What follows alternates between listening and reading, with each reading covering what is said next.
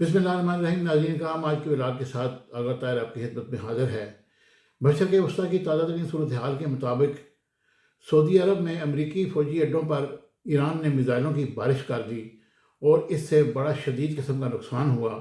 ایرانی پاسداران انقلاب نے آپریشن وعدہ صادق کے تحت حملوں کی نئی لہر کا آغاز کر دیا ہے اور پاسداران انقلاب کے مطابق سعودی عرب الخرج میں امریکی فوجی اڈے پر میزائلوں سے حملہ کیا، جہاں F-15 اور F-14 لڑاکا طیاروں کی تربیتی مراکز کو نشانہ بنایا گیا، اور پاسداران انقلاب نے بتایا کہ 51 یعنی کہ انہوں نے ہر حملے کا ایک نیا نام دیا ہے، اور دوسری طرف امریکی شہریوں نے کو ایران چھوڑنے کی ہدایت بھی کر دی ہے۔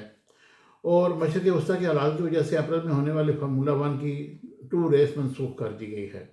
یہ ہیں جناب علی اس کی، اور یہ دوسرا جناب علی آپ کے سامنے امریکی و اسرائیلی حملوں سے ایران کی 43 بلڈنگز کو جنہوں تباہ کر دیا گیا۔ یہ دعویٰ ہے US اسرائیل کے حملوں کی وجہ سے۔ یہ حملے 28 فروری سے جاری ہیں، اور ایرانی حکومت کے ترجمان کے مطابق تباہ ہونے والی 43,000 بلڈنگز جو ہے نا وہ اقامتی یونٹس ہیں، یعنی کہ وہ رہنے والی جگہ ہے۔ صرف تہران میں امریکہ اسرائیل نے 10,000 عمارتوں کو نشانہ بنایا، جن میں 43 ایمرجنسی طبی مراکز اور وہاں کھڑی 32 ایمبولینسز اور 120 سکولز شامل ہیں۔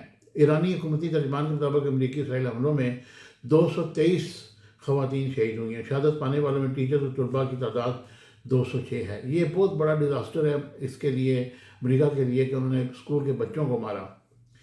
ادھر جناب علی ڈونلڈ ٹرمپ نے ایک بار پھر اشارہ دیا کہ ایران کے خارق جزیرے پر حملے کا انہوں نے اشارہ دیا ہے، اور انہوں نے کہا ہے کہ امریکہ نے ایران کو فوجی معاشی طور پر مکمل شکست دے دی ہے اور خارق جزیرے کا زیادہ تر حصہ مکمل طور پر تباہ کر دیا ہے، اور ممکن ہے کہ خارق جزیرے پر صرف تفریح کے لیے چند بار اور حملہ کریں۔ اور امریکی صدر نے دعویٰ کیا ہے کہ ایران تنازع ختم ہونے کے لیے ڈیل کرنا چاہتا ہے، لیکن ابھی تک ایران کے پیش کردہ شرائط اچھی نہیں۔ یہ جناب علی انہوں نے تو ہمارا مذاق مسلمانوں کا بنایا ہوا ہے، اور جو وہ ایسی باتیں کرتے ہیں جیسے وہ یہ انسان ہی نہیں، اس طریقے سے وہ جناب علی وہ B-2 بمبار بھی لے آئے ہیں اور ان کو بھی مارنا شروع کر دیا ہے۔ اور دوسرا جناب ٹرمپ نے دعویٰ کیا کہ امریکہ نے ایران کی فوجی اور معاشی طور پر مکمل شکست دے دی ہے، اور انہوں نے کہا کہ ابنائے حرمت سے تیل لینے والے ممالک اس راستے کی سیکورٹی خود یقینی بنائیں۔ یعنی کہ اگر تم یہاں پہ کے چودھری بنے ہوئے تو پھر تمہیں چاہیے کہ تم سیکورٹی بھی دو، لیکن وہاں سے تو تم بھاگ گئے ہو۔ اور دوسرا جناب علی امریکہ نے ممالک کے ساتھ اپنائے حرمت میں بحری گزرگاہ کے تحفظ کے لیے تعاون کرے گا۔ یہ ہمیشہ ٹیم ورک ہونا چاہیے، اب دنیا میں امن اور استحکام کی طرف بڑھے گی۔ اور جناب علی دوسرا یہ ایک خبر ہے کہ بغداد کے ایئرپورٹ کمپلیکس میں ایک فوجی اڈہ اور ایک امریکی سفارتی مقام ہے۔ ڈرون فوجی اڈے کی جانب گیا، لیکن کمپلیکس کے باہر گر گیا اور ڈرون سے کمپلیکس کے باہر آگ لگ گئی۔ یہ جناب علی یہ تازہ ترین جو حالات ہیں وہ اس طرح جناب علی ہے۔ دوسرا یورپی ملک سوئٹزرلینڈ نے امریکہ کی 2 فوجی پروازوں کو اپنی فضائی حدود استعمال کرنے کی اجازت دینے سے انکار کر دیا ہے، اور سوئس حکام کے مطابق یہ فیصلہ ملک کے غیر جانبداری قانون کے تحت کیا گیا، جس کے تحت جنگ سے متعلق فوجی پروازوں کو فضائی حدود استعمال کرنے کی اجازت نہیں دی جا سکتی۔ اور حکام کا کہنا ہے کہ امریکہ نے 3 دیگر پروازوں کو فضائی حدود استعمال کرنے کی اجازت دی کیونکہ وہ جنگی کارروائی سے متعلق نہیں تھے، اور سوئٹزرلینڈ کے مطابق انسانی ہمدردی اور طبی امداد سے متعلق پروازوں کو اجازت دی جا سکتی ہے، جبکہ زخمیوں کی منتقلی اور دیگر غیر جنگی پروازیں بھی فضائی حدود استعمال کر سکتی ہیں، لیکن جب حملہ کرنے آپ آئیں گے تو ہم آپ کو اپنی سپیس نہیں دیں گے۔ یہ جناب علی جو ہے نا وہ ادھر ایران کے وزیر خارجہ عباس راکچی نے کہا ہے کہ امریکہ ابنائے حرمت کو کھلوانے کے لیے دیگر ممالک حتیٰ کہ چین سے بھی مدد مانگنے پر مجبور ہو چکا ہے۔ یہ ابنائے حرمت کی بندش سے اس وقت دنیا کلیپس ہو چکی ہے، اور جو ان کے پاس ذخائر ہیں ابھی تو وہ استعمال کر رہے ہیں۔ اگر یہ مزید کچھ دن یہ کام جاری رہا تو پھر لوگوں کی گاڑیاں کھڑی ہو جائیں گی اور معیشت کا بٹھا بیٹھ جائے گا۔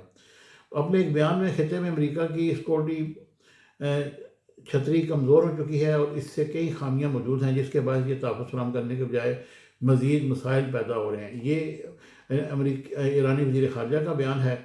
ادھر ایران نے بھارت کے 2 بحری جہازوں کو اپنائے حرمت سے گزرنے کی اجازت دی ہے. انہوں نے جناب علی ان کے پاؤں پکڑے ہوں گے کہ جناب ہمارے لوگ تو باہر لائنوں میں لگے ہوئے ہیں, وہاں پر تو گیس ہی نہیں مل رہی. گیس کے لیے لوگ 4 گھنٹے لائنوں میں لگے ہیں اور پھر اس کے بعد شام کو وہ واپس چلے جاتے ہیں.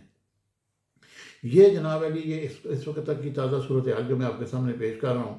ادھر ایک بڑی بری خبر بھی ہے. اسرائیلی حملے میں ایرانی فوج کے بریگیڈیئر جنرل عبداللہ جلالی بھی شہید ہو گئے ہیں اور ان کی نماز جنازہ بھی ادا کر دی گئی ہے. اور ایران کے نئے سپریم لیڈر کی خبریں محض افواہ بھی ہو سکتی ہیں, یعنی کہ ٹرمپ صاحب نے کہا ہے کہ یہ جو ہے نا یہ ان کو شہید کیا جا چکا ہے. اور جناب علی یہ ابھی میں آپ کو ایک اور انالیسس پیش کرتا ہوں. ایران نے اسرائیلی اور امریکی حملوں کے جواب میں دنیا کو اہم ترین آبی گزرگاہ اپنائے حرمز کو بند کر دی, جس سے پٹرول کی قلت پیدا ہوئی اور قیمتی آسمان سے باتیں کرنے لگی, جس سے امریکہ بھی متاثر ہوا.